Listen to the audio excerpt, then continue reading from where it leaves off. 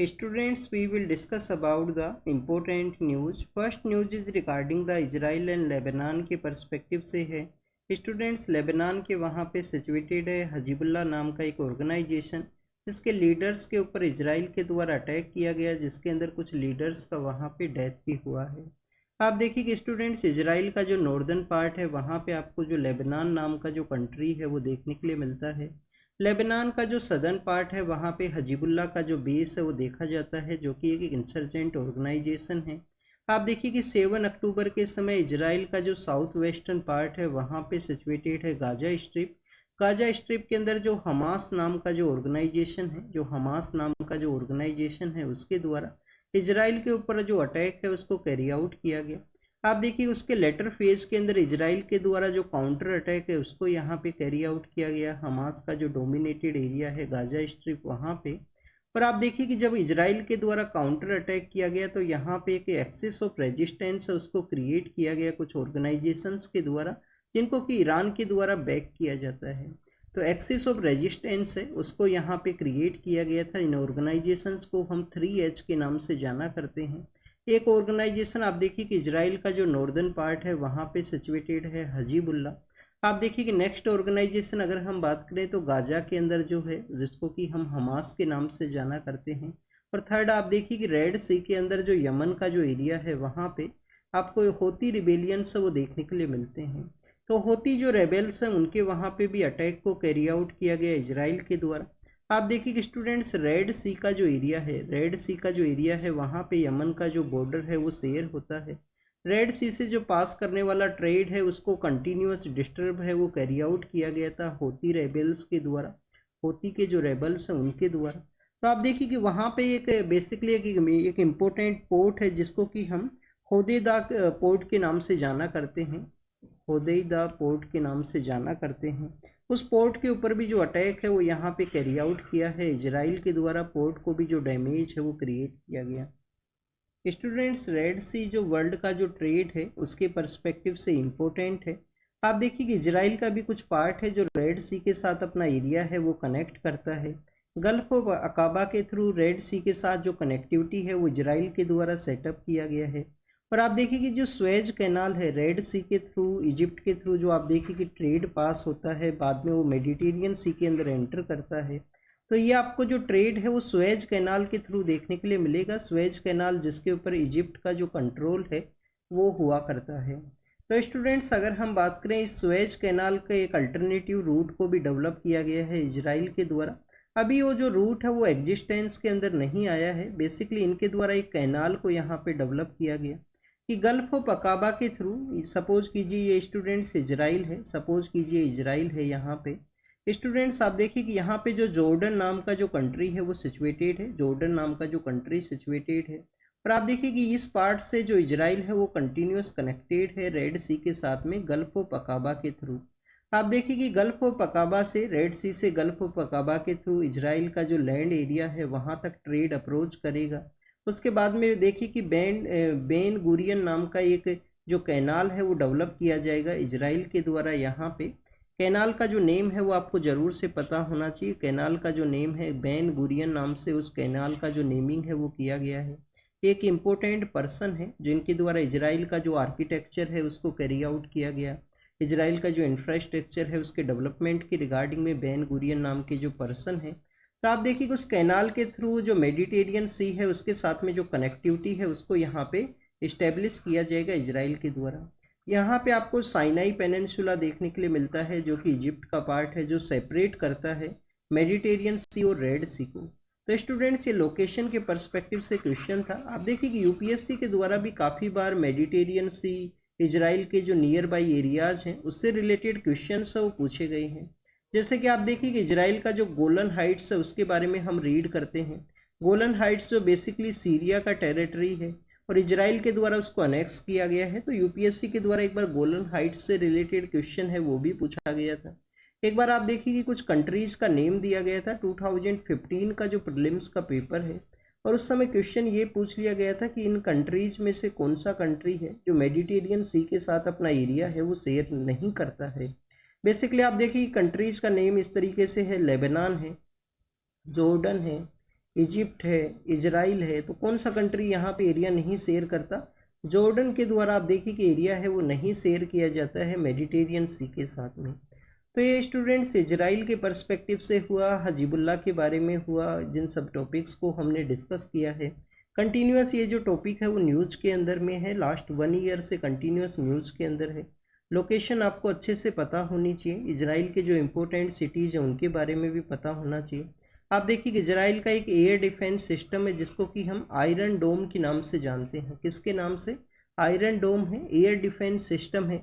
आप देखिए कि इंडिया के द्वारा भी S-400 नाम का जो एयर डिफेंस सिस्टम है उसको परचेज के बारे में आपको काफ़ी बार वो न्यूज़ के अंदर हुआ करता है कि रसिया से S-400 जो डिफेंस सिस्टम है उसको परचेज किया जाएगा इंडिया के द्वारा। नेक्स्ट अगर हम डिस्कस करें स्टूडेंट, दुर्गा पूजा के बारे में है। दुर्गा पूजा का सेलिब्रेशन कहाँ पे हुआ करता है? हमारा जो ईस्टर्न पार्ट ऑफ इंडिया है, ईस्टर्न पार्ट ऑफ इंडिया के अंदर आप देखिए कि बंगाल है, बिहार का कुछ पार्ट है, और भी कुछ एरियाज हैं, उड़ीसा के अंदर भी आपको दुर्गा पूजा का जो सेलिब्रेशन है वो देखने के लिए मिलता है। ये जो विंटर का जो अराइवल के समय में, जो विंटर के अराइवल के समय में जो आपको ओटम के जो नवरात्रि का जो फेस्टिवल है उस दौरान में दुर्गा पूजा को कैरी आउट किया जाता है। नेक्स्ट आप देखिए कि अगर हम बात करें दुर्गा पूजा के बारे में तो उसका इको फ्रेंडली जो पंडाल है उसके बारे में बताया गया है यहाँ पे। नेक्स्ट आप देखिए कि हमारा जो इंटेंजिबल कल्चरल हेरिटेज है, 2003 के समय यूनेस्को के द्वारा एक इंटेंजिबल कल्चरल हेरिटेज का जो लिस्ट है उसको प्रिपेयर किया गया।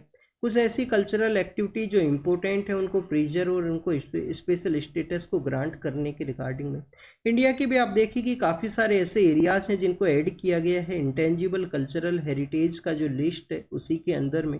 तो स्टूडेंट्स, इंटेंजिबल कल्चरल हेरिटेज के पर्सपेक्टिव से अगर हम डिस्कस करें तो इंडिया का आपको जो कुटियट्टम क्या है? एक संस्कृत थिएटर का परफॉर्मेंस है जो कि आपको कहाँ पे देखने के लिए मिलेगा? केरल के वहाँ पे इसका प्रैक्टिस किया जाता है। स्टूडेंट्स याद रखना, एक संस्कृत का थिएटर परफॉर्मेंस है, मलयालम का नहीं है, ये भी आपको पता होना चाहिए। मलयालम का जो है उसको हम मुडियट्टू के नाम से जाना करते हैं, मुडियट्टू है जिसको भी केरल के वहाँ पे ही प्रैक्टिस किया जाता है। और इंटेंजिबल कल्चरल हेरिटेज का जो लिस्ट है उसका ये पार्ट है।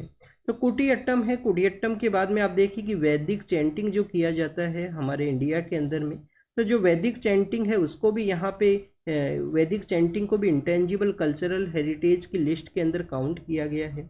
नेक्स्ट अगर हम बात करें students, northern part of India के यहाँ पे आपको जो नवरात्रि के ही फेस्टिवल के दौरान में आपको रामलीला देखने के लिए मिलता है। बाद में आप देखिए कि दशहरा का जो फेस्टिवल है, विजयदशमी है, उसको सेलिब्रेट किया जाता है। तो नॉर्दर्न पार्ट ऑफ इंडिया का जो रामलीला है उसको भी इंटेंजिबल कल्चरल हेरिटेज का लिस्ट के अंदर शामिल किया गया। रामलीला के बाद में आप देखिए कि रमन है, रमन कहाँ पे सेलिब्रेट किया जाता है? रमन आपको उत्तराखंड के अंदर देखने के लिए मिलता है। भूटिया नाम का एक ट्राइब है, उसका भी इम्पोर्टेंट एसोसिएशन है इस रमन फेस्टिवल के साथ में। आप देखिए कि छाऊ डांस है जो कि ईस्टर्न पार्ट ऑफ इंडिया के अंदर परफॉर्म किया जाता है, डिफरेंट डिफरेंट नेम से हुआ करता है। मयूरभंज छाऊ डांस भी है। आप देखिए अलग अलग नाम से है ये छाऊ डांस, अलग अलग एरियाज के अंदर परफॉर्म होता है, but majorly eastern part of India के अंदर छाऊ डांस का परफॉर्मेंस है जो भी इंटेंजिबल कल्चरल हेरिटेज का पार्ट है। फिर राजस्थान के अंदर कालबेलिया है जो कि एक सरपेंट कम्युनिटी है, स्नेक को कैप्चर करने के रिगार्डिंग में आप देखिए कि कम्युनिटी है, कालबेलिया ही कम्युनिटी है, उनके द्वारा बेसिकली कालबेलिया डांस का परफॉर्मेंस वो किया जाता है। मुडियट्टू है, मुडियट्टू आप देखिए कि मलयालम का एक थिएटर परफॉर्मेंस है, मुडियट्टू है, ये मलयालम का थिएटर परफॉर्मेंस आपको केरल के वहाँ पे देखने के लिए मिलेगा। फिर बुद्धिस्ट चैंटिंग है, लद्दाख के अंदर जो बुद्धिस्ट का जो चैंटिंग किया जाता है, बुद्धिस्ट चैंटिंग जो लद्दाख के अंदर परफॉर्म किया जाता है। बुद्ध मोनेस्ट्रीज के अंदर में, मोनेस्ट्रीज जो हमारा मैक्सिमम मोनेस्ट्री है वो आप देखिए कि हमारा हिमालय का जो पार्ट है वहाँ पे ही सिचुएटेड है, कुछ अरुणाचल प्रदेश के अंदर भी है, मैक्सिमम आपको लद्दाख के अंदर देखने के लिए मिलता है। संकीर्तना है, फिर आप देखिए कि संकीर्तना का परफॉर्मेंस कहाँ पे किया जाता है? मणिपुर के वहाँ पे आपको संकीर्तना का परफॉर्मेंस देखने के लिए मिलेगा। तो बुद्धिस्ट चैंटिंग के बाद में स्टूडेंट संकीर्तना है। संकीर्तना के लेटर फेज के अंदर अगर हम डिस्कस करें तो कॉपर एंड ब्रास का जो यहाँ पे यूटेंसिल है, कॉपर एंड ब्रास का जो यूटेंसिल है ये कहाँ पे हुआ करता है? पंजाब के अंदर में। पंजाब के अंदर में आप देखिए कि गुरुद्वाराज के अंदर भी आपको जो यूटेंसिल यूज किए जाते हैं क्या वो कॉपर और ब्रास के ही हुआ करते हैं, ये भी आपको पता होना चाहिए। आप देखिए कि जो पारसी कम्युनिटी है उनका जो न्यू ईयर है जिसको कि हम नवरोज के नाम से जाना करते हैं, तो नवरोज को भी इंटेंजिबल कल्चरल हेरिटेज के अंदर काउंट किया गया। योगा आप देखिए कि इंडिया के द्वारा जो इंटरनेशनल योगा डे है 21 जून का जो डे है उसको इंटरनेशनल योगा डे के रूप से प्रमोट किया गया है जो इंडिया के द्वारा, जिसको कि अडोप्ट भी किया गया यूएन के द्वारा। तो योगा आप देखिए कि उसको भी यहाँ पे इंटेंजिबल कल्चरल हेरिटेज के पार्ट के अंदर माना गया है। कुंभ मेला है जो इंडिया के अंदर में रिचुअल क्लीनिंग को यहाँ पे प्रमोट करता है। कुंभ मेला है जो रिचुअल क्लीनिंग का जो कॉन्सेप्ट है जो कि आपको इंडस वैली सिविलाइजेशन के अंदर आप देखिए कि ग्रेट बाथ के थ्रू देखने के लिए मिलता है। वैसा ही हमारे यहाँ पे 4 प्लेसेज हैं, एक हरिद्वार है, एक आप देखिए कि इलाहाबाद है, फिर आपको यहाँ पे नासिक देखने के लिए मिलेगा, नासिक के अलावा आप देखिए उज्जैन है। तो ये 4 जो प्लेसेज आप देखिए कि वहाँ से रिवर भी फ्लो करता है। रिवर मीन्स यहाँ पे क्लीनिंग का जो कॉन्सेप्ट है, रिवर के साथ में एसोसिएशन क्लीनिंग का, रिचुअल क्लीनिंग का जो कॉन्सेप्ट है उसको शो किया गया है। नेक्स्ट अगर हम बात करें दुर्गा पूजा है जो कि आप देखिए कि इंटेंजिबल कल्चरल हेरिटेज का ही पार्ट है। और स्टूडेंट दुर्गा पूजा को अभी रिसेंटली ही ऐड किया गया है इस लिस्ट के अंदर में। और दुर्गा पूजा के बाद में आप देखिए गुजरात के अंदर में नवरात्रा फेस्टिवल के ही दौरान में जो गरबा का जो सेलिब्रेशन किया जाता है, गरबा को भी यहाँ पे इंटेंजिबल कल्चरल हेरिटेज के पार्ट के अंदर ऐड किया गया। तो ये हमारे इंडिया के कुछ आप देखिए कि जो इंडिया से जिनको ऐड किया गया है इंटेंजिबल कल्चरल हेरिटेज के लिस्ट के अंदर में, उनके बारे में हमने डिस्कस किया। नेक्स्ट अगर हम बात करें दिल्ली का जो सीएम है उनके द्वारा बताया गया है, 3rd वुमेन चीफ मिनिस्टर हैं दिल्ली का अतिशी, आप देखिए उनके द्वारा कहा गया कि पाथ होल फ्री जो यहाँ पे रोड है वो प्रोवाइड की जाएंगी उनके द्वारा। रोड के अंदर में आप देखिए कि किसी भी तरीके के गड्ढे हैं तो उनको फिल किया जाएगा यहाँ पे गवर्नमेंट के द्वारा। नेक्स्ट अगर हम डिस्कस करें स्टूडेंट्स, रोड सेफ्टी इंडिया के अंदर एक काफ़ी बड़ा कंसर्न है। किस तरीके से इंडिया के अंदर कंसर्न है रोड सेफ्टी, आप देखिए कि अराउंड द 1.5 लाख के आसपास जो लोग हैं उनका डेथ होता है रोड एक्सीडेंट्स के ही रिगार्डिंग में। इसके पर्सपेक्टिव से कन्वेंशन भी है, ब्रेसिलिया एक कन्वेंशन आपको देखने के लिए मिलेगा कि रोड सेफ्टी को हमें इंश्योर करना है। रोड का जो आप देखिए कि इंफ्रास्ट्रक्चर है वो भी इसी तरीके से डेवलप होना चाहिए जिसकी वजह से कोई एक्सीडेंट्स वो ना देखने के लिए मिले। बट इंडिया के अंदर में आपको जो रोड्स के अंदर जो गड्ढे हैं वो काफ़ी बार अच्छे अच्छे सिटीज़ के अंदर आपको देखने के लिए मिलेंगे। नेक्स्ट आप देखिए कि इसके अलावा जो ट्रैफिक रूल्स हैं, किस तरीके से ड्राइविंग को कैरी आउट करना है, क्यों एक्सीडेंट्स हुआ करते हैं। काफ़ी बार आपको कुछ रोड एरियाज़ के अंदर भी कुछ ऐसे एरियाज़ देखने के लिए मिलेंगे जहाँ पे सडनली जो साइज है वो डिक्रीज होगा, एक सडन कट होगा। इंफ्रास्ट्रक्चर के अंदर इस तरीके के जो लूप होल्स हैं उनको भी डेवलप किया जाए जिससे कि रोड सेफ्टी को इंश्योर किया जा सके। तो स्टूडेंट्स ये रोड सेफ्टी के बारे में था। नेक्स्ट अगर हम बात करें जो मैनुअल स्क्वेंजिंग है उसके बारे में यहाँ पे बेसिकली डिस्कस किया गया है। कुछ कम्युनिटीज़ के बारे में यहाँ पे डिस्कस ये किया गया है कि जो बेसिकली जो सेप्टिक टैंक्स हैं, सीवर का जो क्लीनिंग का जो कॉन्सेप्ट है उसके रिगार्डिंग में जो पर्सनस का इंगेजमेंट है वो आपको 92% के आसपास जो वर्कर हैं इस सेक्शन के अंदर में वो आपको schedule caste, schedule tribe, other backward जो क्लासेस ग्रुप हैं उसी से रिलेटेड कम्युनिटी के जो लोग हैं वो इस वर्क के अंदर आपको देखने के लिए मिलेंगे। आप देखिए कि क्यों यहाँ पे इस सर्वे को कैरी आउट किया गया मिनिस्ट्री ऑफ सोशल जस्टिस के द्वारा। Students ministry of social justice का एक स्कीम है जिसको कि हम किस नाम से जाना करते हैं, नमस्ते नाम से उस स्कीम का नेम है। आप देखिए कि स्कीम का जो नेम है वो क्या है, नमस्ते है स्कीम का नेम। उस नमस्ते स्कीम का ही एक इनिशिएटिव है कि यहाँ पे जो वर्कर्स हैं उनका सर्वे को कैरी आउट किया जाए, किस कम्युनिटी से वो बिलोंग किया करते हैं। नमस्ते स्कीम के बारे में अगर हम डिस्कस करें स्टूडेंट्स, आप देखिए कि एक स्कीम है जिसको लॉन्च किया गया था, scheme for the rehabilitation of manual scavenger. Scheme for the rehabilitation of manual scavenger, उसी को रिप्लेस करते हुए नमस्ते स्कीम है उसको इम्प्लीमेंट किया गया। नमस्ते स्कीम के अंदर जो हमारा जो स्क्वेंजर जो आप देखिए कि जो क्लीनिंग का जो कॉन्सेप्ट है, चाहे वो सीवर्स का क्लीनिंग हो, सेप्टिक टैंक्स का जो क्लीनिंग है, उससे रिलेटेड जो पर्सनैलिटीज़ हैं उनका सर्वे भी करना है। उनको जो यहाँ पे कम्युनिटीज़ हैं, सॉरी पर्सनैलिटीज़ नहीं कम्युनिटीज़, सर्वे भी कंडक्ट करना है। उनको किस तरीके से रिहेबिलिटेट किया जा सके। यहाँ पे जो सेप्टिक टैंक्स हैं इनके क्लीनिंग के रिगार्डिंग में कोई भी जो डेथ है वो ना ऑब्जर्व किया जाए, ये भी आपको एक टारगेट है वो देखने के लिए मिलेगा। आप देखिए कि मैनुअल स्क्वेंजिंग से लोगों को रिहेबिलिटेट अदर एरियाज के अंदर में करने के रिगार्डिंग में गवर्नमेंट के द्वारा एक इनिशिएटिव को भी लॉन्च किया गया था, prohibition of employment as manual scavenger, और उनका रिहेबिलिटेशन है वो किया जा सके। गवर्नमेंट के द्वारा सपोर्ट भी प्रोवाइड किया गया था। स्टूडेंट जो मैनुअल स्क्वेंजर्स हैं उनको रिहेबिलिटेट करने के रिगार्डिंग, क्योंकि आप देखिए कि इस वर्क से रिलेटेड जो पर्सन्स हैं उनके आप देखिए कि जो स्किन एंड आईज का जो डिजीज है वो देखने के लिए मिलता है एक समय के बाद में। काफ़ी सारी जो डेथ है वो ऑब्जर्व की जाती है हमारी कंट्री के अंदर में, क्योंकि जो सेफ्टी गियर्स हैं वो कॉन्ट्रैक्टर के द्वारा इनको नहीं प्रोवाइड किए जाते हैं। सेफ्टी गियर्स हैं वो नहीं प्रोवाइड किए गए, जैसे कि मास्क प्रॉपर होना चाहिए, क्लीनिंग का जो कॉन्सेप्ट है उसके अंदर पर्सन का यहाँ पे इंगेजमेंट नहीं होगा, डायरेक्टली मशीन के थ्रू इस वर्क को कैरी आउट किया जाए। जैसे कि आप देखिए कि बांदीकूट नाम से एक रोबोट है, उसको रोबोट को भी डेवलप किया गया था। उसका बेसिक मैंडेट यही था कि बेसिकली हमारे जो सेप्टिक टैंक्स हैं उसको यहाँ पे क्लीनिंग करवाया जा सके एक रोबोट को यूज करते हुए। लोगों का डेथ क्यों देखने के लिए मिलता है, आप देखिए कि जब भी इन टैंक्स के अंदर में लोग एंटर करते हैं जो इसके क्लीनिंग से रिलेटेड हैं, वहाँ पे ऑक्सीजन का कमी है, ऑक्सीजन का जो सिलेंडर नहीं प्रोवाइड किया जाएगा, मास्क उनको नहीं प्रोवाइड किया जाएगा, और डायरेक्टली कुछ यहाँ पे हेजार्डियस जो गैस है उनका भी रिलीज होता है, जिसकी वजह से भी उनका आप देखिए कि डेथ आपको देखने के लिए मिलेगा।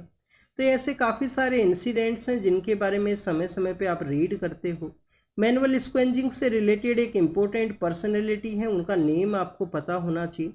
नेम है स्टूडेंट्स बेंजवाड़ा विल्सन। नेम क्या है स्टूडेंट्स? बेंजवाड़ा विल्सन एक इम्पोर्टेंट पर्सनैलिटी है। उनके द्वारा आप देखिए कि मैनुअल स्क्वेंजिंग के उनके वर्क के ही रिगार्डिंग में उनको जो हमारा रमन मैग्सेसे अवार्ड हुआ करता है, शायद रमन मैग्सेसे अवार्ड भी उनको दिया गया है, जो कि फिलीपाइंस के थ्रू दिया जाता है। एशिया का नोबल प्राइज के रूप से भी उसको काउंट करते हैं। काफ़ी सारे पर्सन्स को दिया गया है इंडिया के अंदर में वैसे वर्क के रिगार्डिंग में रमन मैग्सेसे अवार्ड। तो स्टूडेंट्स ये बेसिकली आप देखिए कि सेप्टिक टैंक एंड इन सभी के बारे में हमने वर्किंग कंडीशन, कौन पर्सन्स एंगेज करते हैं इस एक्टिविटी के अंदर में, उन सभी के बारे में हमने यहाँ पे डिस्कस किया। इनके रिहेबिलिटेशन का भी गवर्नमेंट का स्कीम है। अब आप देखिए कि महाराष्ट्र के वहाँ पे एक डंगर नाम का एक कम्युनिटी है। डंगर कम्युनिटी का डिमांड ये है कि उनको शेड्यूल ट्राइब का स्टेटस दिया जाए, बट प्रेजेंट उनका डिमांड ये है कि जो डंगर कम्युनिटी है उनका जो नेम यहाँ पे प्रोनाउंस किया जाता है, उनका जो नेम है धनगर, एक अलग कम्युनिटी है, धनगर एक अलग कम्युनिटी है, उसको शेड्यूल ट्राइब का स्टेटस है। तो उनके द्वारा बताया गया कि हम सिमिलर उन्हीं से बिलोंग किया करते हैं, हमको भी जो शेड्यूल ट्राइब का जो स्टेटस है वो यहाँ पे दिया जाए। स्टूडेंट्स यहाँ पे आप देखिए कि जो ट्राइबल्स का जो डेफिनेशन है वो हमारे कॉन्स्टिट्यूशन के अंदर आर्टिकल 366 के अंदर जो ट्राइबल्स का जो डेफिनेशन है उसको मेंशन किया गया है।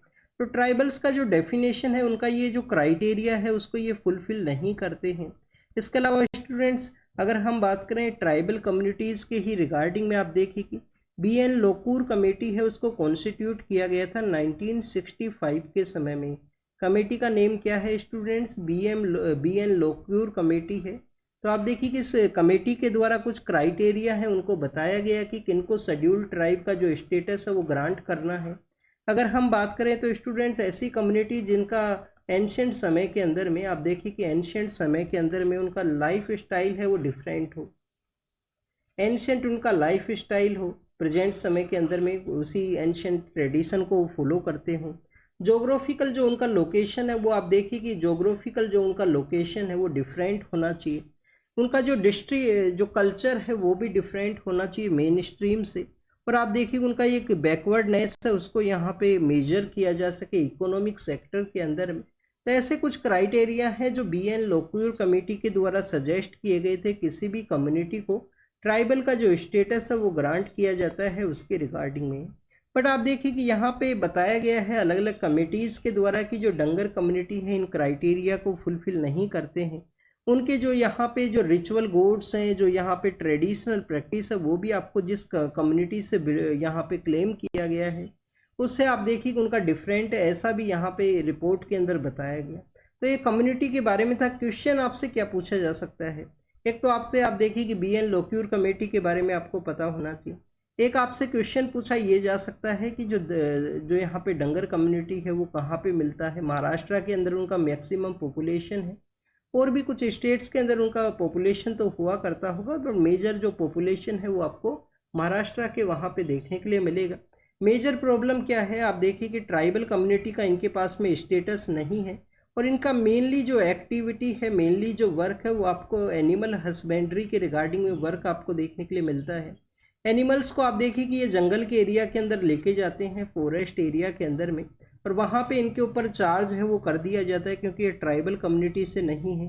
फॉरेस्ट एक्ट के अंदर में, जो फॉरेस्ट एक्ट है उसके अंदर में आप देखिए कि ट्राइबल कम्युनिटीज़ को राइट दिया गया है कि वो फॉरेस्ट को यूज कर सकते हैं, यूटिलाइज कर सकते हैं। कोई यहाँ पे बेसिकली जो प्रोटेक्टेड रिजर्व का एरिया नहीं होना चाहिए, तो इनके ऊपर जो ग्रेजिंग के रिगार्डिंग में जो फाइन है वो भी लगा दिया जाता है, शेड्यूल्ड ट्राइब का स्टेटस ना होने की वजह से।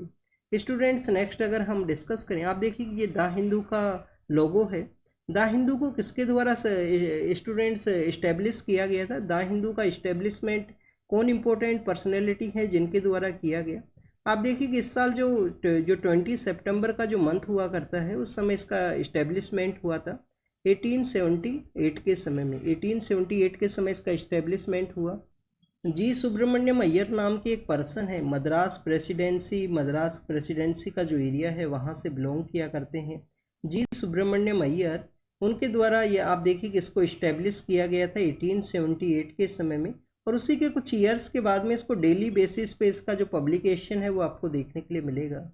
अब आपको यहाँ पे ये पता होना चाहिए कि 1878 के समय क्यों इस्टेब्लिश किया गया, क्योंकि आप देखिए कि उस समय वर्नाकुलर प्रेस एक्ट है वो आया था। वर्नाकुलर प्रेस एक्ट के अंदर क्या किया गया था स्टूडेंट, हिंदी के जो न्यूज़पेपर्स अगर उनके द्वारा क्रिटिसाइज किया गया है गवर्नमेंट को, तो उनका जो न्यूज़पेपर है उसको आप देखिए कि प्रेस है उसको यहाँ पे सीज कर दिया जाएगा गवर्नमेंट के द्वारा।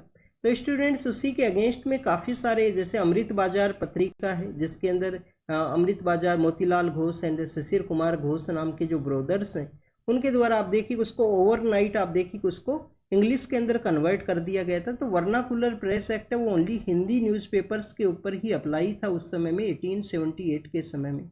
वाइस रॉय कौन हुआ करते थे? क्या यहाँ पे जो वाइस रॉय हैं वो लिटिन हुआ करते थे? तो लिटिन आपको वॉइस रॉय हैं वो देखने के लिए मिलेंगे। और भी काफ़ी कुछ किया गया था उनके द्वारा, ये न्यूज़ नहीं था, ये यहाँ पे लोगो दिखा तो इसको हमने डिस्कस किया, ये आपको पता होना चाहिए। नेक्स्ट अगर हम बात करें तो आप देखिए कि इंडिया का जो ग्रोथ है उसके बारे में डिस्कस किया गया है कि लास्ट ईयर के अंदर में 2023-24 के समय इंडिया का जो ग्रोथ रेट है, जो जीडीपी का जो ग्रोथ रेट है वो आपको देखिए 8.2% है, उसको ऑब्जर्व किया गया है। काफ़ी अच्छा ग्रोथ रेट है स्टूडेंट्स, बट यहाँ पे 2 कंसर्न्स भी थे, क्योंकि आप देखिए कि लास्ट ईयर जो मानसून है वो अच्छा नहीं हुआ था। इनिशियल मानसून का जो रेन है वो अच्छा रिसीव हुआ, बट आप देखिए कि जो ड्रॉट जो मानसून के अंदर जो ब्रेक हुआ करता है, वो ब्रेक यहाँ पे लॉन्ग टर्म की रिगार्डिंग में 1 मंथ या मोर देन 1 मंथ के आसपास रिसीव हुआ था। इस साल जो मानसून है वो काफ़ी अच्छा रिसीव हुआ नॉर्दर्न पार्ट ऑफ इंडिया के अंदर में, वेस्टर्न पार्ट के अंदर में काफ़ी अच्छा मानसून रिसीव हुआ है। नेक्स्ट अगर हम बात करें जो प्राइवेट कंजप्शन है, वो भी आप देखिए कि हमारा जो इकोनॉमिक ग्रोथ है उससे भी हाफ रेट के ऊपर आपको देखने के लिए मिलेगा लास्ट 1 ईयर के अंदर में। तो स्टूडेंट्स, प्राइवेट कंजप्शन है वो यहाँ पे इंक्रीज हो, प्राइवेट कंजप्शन आप देखिए कि इंक्रीज होगा तो यहाँ पे जो ग्रोथ है वो ऑटोमेटिकली यहाँ पे इंक्रीज करेगा। नेक्स्ट आप देखिए कि मानसून अच्छा रिसीव हुआ है, डेट मीन्स कि यहाँ पे जो प्राइवेट कंजप्शन है उसके इंक्रीज होने के रिगार्डिंग में यहाँ पे एक्सपेक्ट किया गया है। बेसिकली इसके अलावा आप देखिए कि इंडिया का जो ग्रोथ है वो के शेप देखने के लिए मिलता है, कि कुछ लोगों को तो बेनिफिट यहाँ पे मोर वे में रिसीव हुआ, कुछ लोगों को नहीं हुआ है। डेट इनइक्वलिटी को शो करेगा के शेप का जो ग्रोथ है। तो आप देखिए कि के शेप का ग्रोथ है, इन सब कुछ पॉइंट्स के बारे में डिस्कस यही किया गया है कि हमारे यहाँ पे कंजप्शन को कैसे इंक्रीज किया जाए जिससे कि जो ग्रोथ है वो यहाँ पे इंक्रीज हो। आरबीआई के द्वारा भी आप देखिए कि इसी तरीके से कुछ डिसीजंस लिए गए हैं, कंजप्शन इंक्रीज हो, यहाँ पे लोगों के द्वारा जो ग्रोथ इंगेजमेंट है, जो इकोनॉमिक इंगेजमेंट है उसको कैरी आउट किया जाए। नेक्स्ट अगर हम बात करें स्टूडेंट्स, रसिया के पर्सपेक्टिव से है। आप देखिए कि रसिया के द्वारा उनका जो न्यूक्लियर डॉक्ट्राइन है उसको चेंज किया गया है। यूनाइटेड नेशन सिक्योरिटी काउंसिल के रिगार्डिंग में आपको पता होना चाहिए कि जो रशियन जो कंट्री है वो भी इसका पार्ट है। और आप देखिए कि रसिया का जो रिस्पॉन्सिबिलिटी, जिस तरीके से उनके द्वारा न्यूक्लियर डॉक्ट्राइन को चेंज किया गया, तो अगर आपके पास में बिग पावर है तो बिग रिस्पॉन्सिबिलिटी भी होना चाहिए। सपोज कीजिए आप कोई बड़े एग्जाम का तैयारी करते हो, सिविल सर्विस के एग्जाम का तैयारी करते हो, तो आपको याद देखिए कि जब आप सिविल सर्विस के एग्जाम का तैयारी कर रहे हो, प्रिपरेशन कर रहे हो, तो आपको डिसिप्लिन वे के अंदर रहना है, न्यूज़पेपर खुद से ही रीड करना है, किसी अदर पर्सन को, किसी पेरेंट्स को, या आपको देखिए कि किसी को कहना ना पड़े कि आपको पढ़ाई करनी है, क्योंकि जिस तरीके से बड़ा एग्जाम है तो ऑटोमेटिकली जो रिस्पॉन्सिबिलिटी है वो आपके पास में है, बिग पावर है तो बिग रिस्पॉन्सिबिलिटी भी होना चाहिए। अगर आपके पास में आप देखिए कोई आपका पास में जो डिस्ट्रिक्ट मजिस्ट्रेट का पोस्ट है, तो आपके पास में सभी तरीके का यहाँ पे रिस्पॉन्सिबिलिटी है कि अगर फ्लड का सिचुएशन क्रिएट हुआ है, मानसून का समय आने से पहले वहाँ पे जो बेसिकली जो वाटर का मूवमेंट के रिगार्डिंग में जो एरियाज हैं उसका क्लीनिंग ऑलरेडी होना चाहिए। ऐसा नहीं है कि इंसिडेंट के बाद में ही आपके द्वारा यहाँ पे वर्क को कैरी आउट किया जाए। तो बिग पावर के साथ में बिग रिस्पॉन्सिबिलिटी का डिस्कशन है। यूएनएससी का मेंबर है रसिया, और न्यूक्लियर डॉक्ट्राइन आप देखिए किस तरीके से चेंज किया गया कि उनके द्वारा अगर उनके अगेंस्ट में जो एग्रेसिव कंट्रीज हैं उसके अगेंस्ट में वो अटैक कर सकते हैं। तो न्यूक्लियर डॉक्ट्राइन के रिगार्डिंग में ही डिस्कशन है, रिस्पॉन्सिबिलिटी के बारे में यहाँ पे मेनली है। एग्रो फॉरेस्ट्री का प्रैक्टिस के बारे में यहाँ पे डिस्कस ये किया गया है। आप देखिए कि एग्रो फॉरेस्ट्री है वन ऑफ द पोटेंशियल एक टूल है जिसको यूज किया जा सकता है कार्बन सिंक के रिगार्डिंग में, कि कार्बन को कैप्चर करना है, कार्बन सिंक का नेचुरल जो सिंक है उसके रूप से यूज करना है।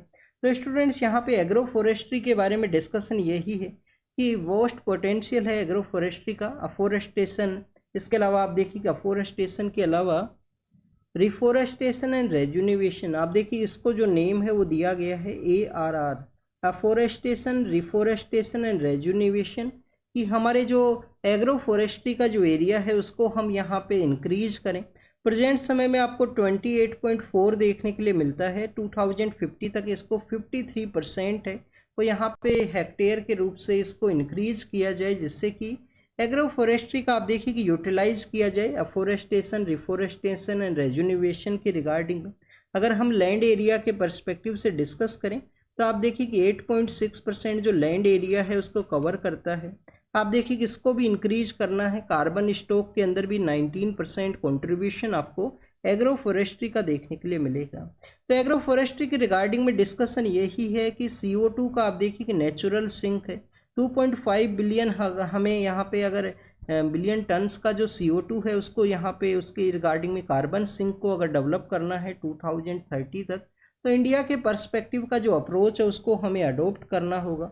एक कॉमन प्रैक्टिस है उसको हमें यूज करना होगा हमारे यहाँ पे, क्योंकि आप देखिए कि जो एग्रो फॉरेस्ट्री है, एग्रीकल्चर प्लस में फॉरेस्ट्री का जो वर्क है, हमारे यहाँ पे जो फार्मर्स जो हैं उनके पास में जो लैंड होल्डिंग है वो कंटिन्यूस डिक्लाइन के अंदर में है।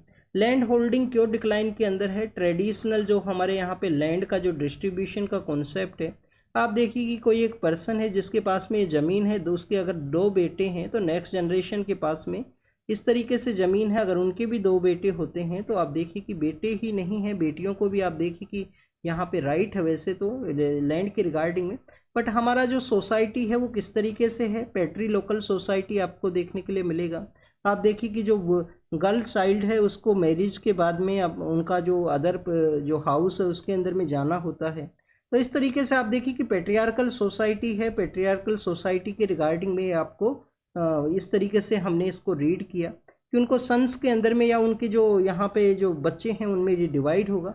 तो लैंड होल्डिंग कंटिन्यूस डिक्लाइन के अंदर में है। इस कॉन्सेप्ट की वजह से हमारे यहाँ पे 86% जो फार्मर्स हैं आप देखिए कि उनके पास लेस देन 2 हेक्टेयर का जो ज़मीन है वो देखने के लिए मिलेगा।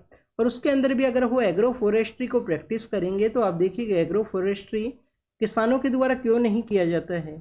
ऐसे आप देखिए कि यहाँ पे अगर उनके द्वारा पेड़ लगाया जाता है एग्रो फॉरेस्ट्री के प्रैक्टिस के रिगार्डिंग में, तो उसका इम्पैक्ट आप देखिए कि जो खेत के अंदर जो प्रोडक्टिविटी है उसको भी वो डिक्लाइन करता है। उसकी शैडो की वजह से वहाँ पे कम जो फसल है वो देखने के लिए मिलती है।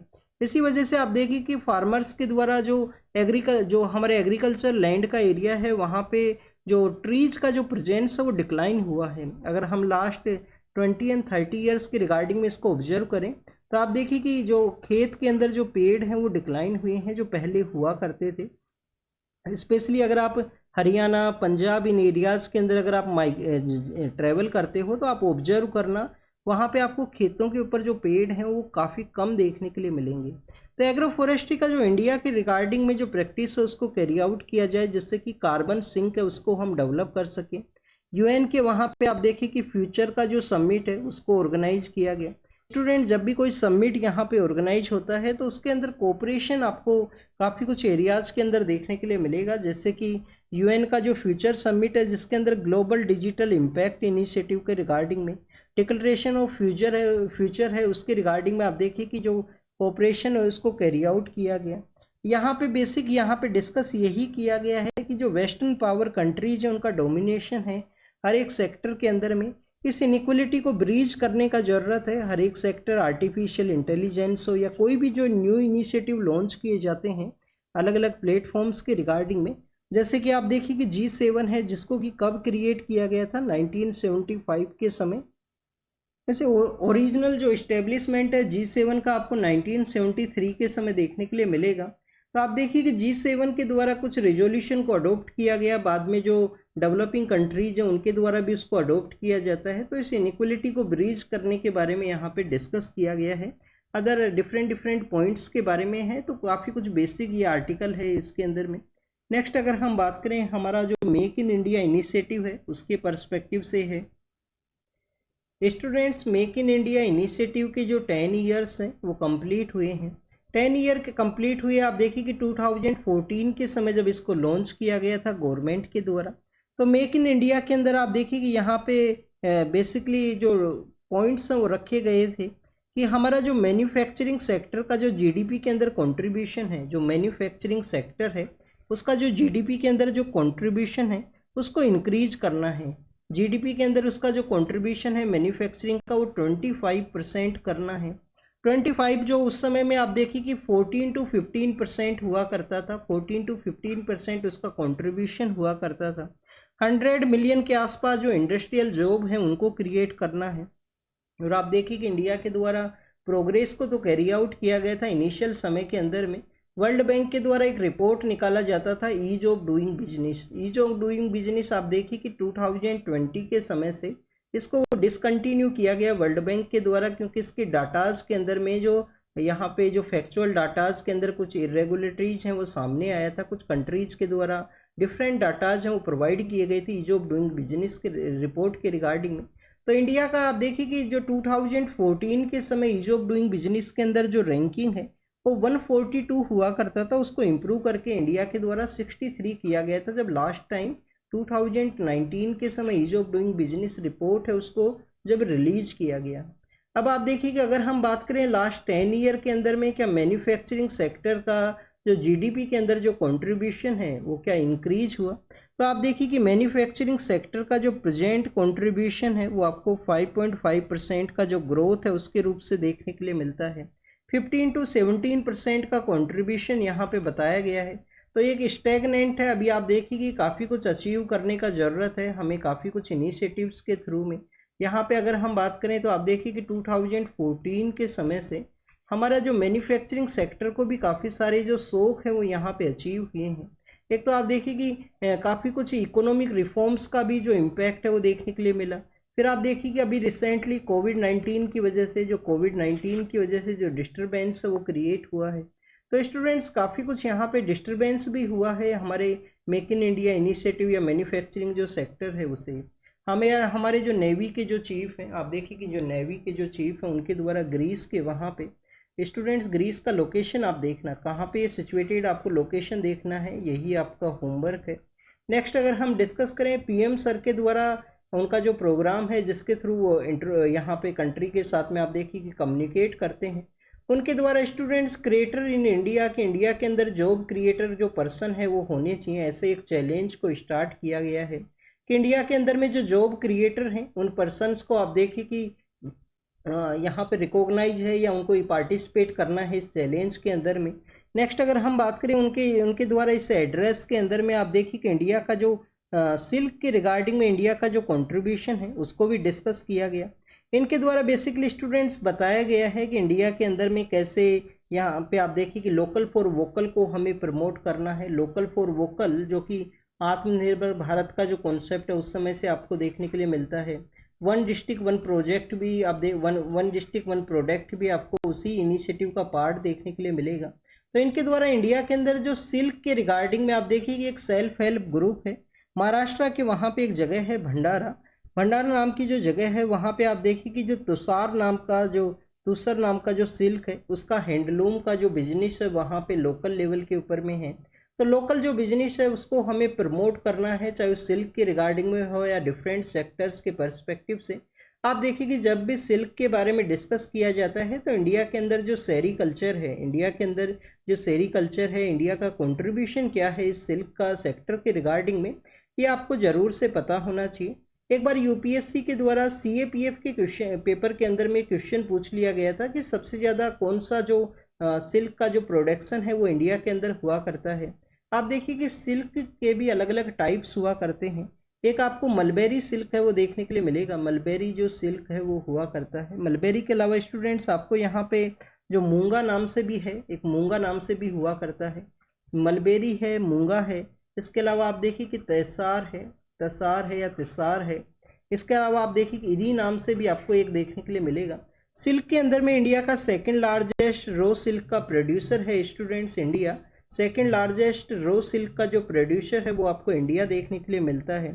हमारे यहाँ पे जो एक स्टेचुटरी बॉडी भी है सिल्क के रिगार्डिंग में, सेंट्रल जो सिल्क बोर्ड है, जिसको कि 1948 के समय सेंट्रल सिल्क बोर्ड 1948 के समय स्टेचुटरी बॉडी के रूप से सेटअप किया गया था। मिनिस्ट्री ऑफ टेक्सटाइल के अंदर ही आपको देखने के लिए मिलेगा। हेडक्वार्टर कहाँ पे है? हेडक्वार्टर स्टूडेंट्स इसका बेंगलोर के अंदर आपको देखने के लिए मिलेगा। सेंट्रल सिल्क बोर्ड का जो हेडक्वार्टर है वो बेंगलोर के अंदर है। नेक्स्ट अगर हम बात करें, सुप्रीम कोर्ट के द्वारा एक जजमेंट को डिलीवर किया गया था कि कोई भी इलीगल वे में आपको जो अक्यूज्ड पर्सन है उसका प्राइवेट प्रॉपर्टी को डैमेज नहीं करना है। बुलडोजर जो जस्टिस का जो कॉन्सेप्ट है उसकी रिगार्डिंग में अभी आप देखिए कि यहाँ पे डिस्कस ये किया गया है। उस जजमेंट के अंदर भी सुप्रीम कोर्ट के द्वारा कहा गया था कि आपको देखिए कि जो किसी तरीके से कोई एनक्रोचमेंट किया गया, रोड के ऊपर ही प्राइवेट प्रॉपर्टी को बना दिया गया, लेक के एरिया के अंदर प्राइवेट प्रॉपर्टी को बना दिया गया, तो उन सभी को आपको डैमेज भी करना है। तो यहाँ पे कुछ इलीगल जो कॉमर्शियल बिल्डिंग्स हैं उनको यहाँ पे जो रेज किया गया है उसके बारे में डिस्कशन है बेसिकली। मैक्सिको के वहाँ पे फ्लड का सिचुएशन क्रिएट हुआ है। आप देखिए कि नेपाल के वहाँ पे लैंडस्लाइड है, मैक्सिको के वहाँ पे फ्लड है, कहाँ पे कहीं पे आप देखिए कि कंटिन्यूस कंट्रीज़ का आपको जो कन्फ्लिक्ट है वो देखने के लिए मिलेगा। और इसके अलावा स्टूडेंट जो हमारे एंशंट समय में जो मैनमथ हुआ करते थे, जो बिग हाथी हुआ करते थे, उनके रिगार्डिंग में यहाँ पे मेंशन किया गया है कि जो पोलन एक्टिविटीज़ हैं उनकी वजह से उनको इम्पैक्ट हुआ है। अब पोलनाइजेशन को आपको पता होना चाहिए कैसे पोलन एक्टिविटीज़ वर्क करती हैं, और उसमें बताया गया पोलन एक्टिविटी की वजह से फ्लावर्स का डेवलपमेंट हुआ, उनका जो उनका फ्रेगनेंस है उसके द्वारा यहाँ पे इम्पैक्ट किया गया है। तो उसी के बारे में डिस्कशन है। बेसिकली ये थ्योरी है, एग्जिस्टेंस के अंदर में कुछ नहीं है। पोलनाइजेशन का जो प्रोसेस है वो तो आपको पता ही होगा, आपने साइंस रीड की होगी स्कूल के अपने दिनों के अंदर में। नेक्स्ट अगर हम बात करें स्टूडेंट्स, इजराइल के द्वारा जो एयर स्ट्राइक को कंडक्ट किया गया, होती रिबेलियंस का जो रेड सी के अंदर एक जो आप देखिए कि पोर्ट है, हदेदेव पोर्ट है, होदेदो पोर्ट है, उसके ऊपर में आप देखिए कि ऑपरेशन को कैरी किया गया है। नेक्स्ट अगर हम बात करें स्टूडेंट्स, रसिया एंड यूक्रेन का जो कन्फ्लिक्ट है उसके बारे में है। रसिया यूक्रेन के द्वारा आप देखिए कि सदर्न पार्ट के अंदर में यूक्रेन का जो सदर्न पार्ट है वहाँ पे अटैक किया गया।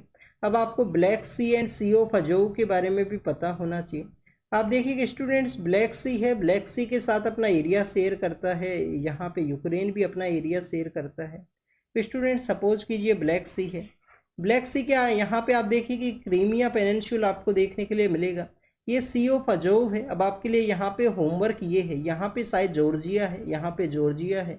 अब आपके लिए होमवर्क ये है कि ब्लैक सी को सी ऑफ अजोव के साथ में कनेक्ट करने वाला जो स्ट्रेट है यहाँ पे, इस स्ट्रेट को किस नाम से जाना करते हैं, ये आपका होमवर्क है। कमेंट सेक्शन के अंदर ज़रूर से बताना।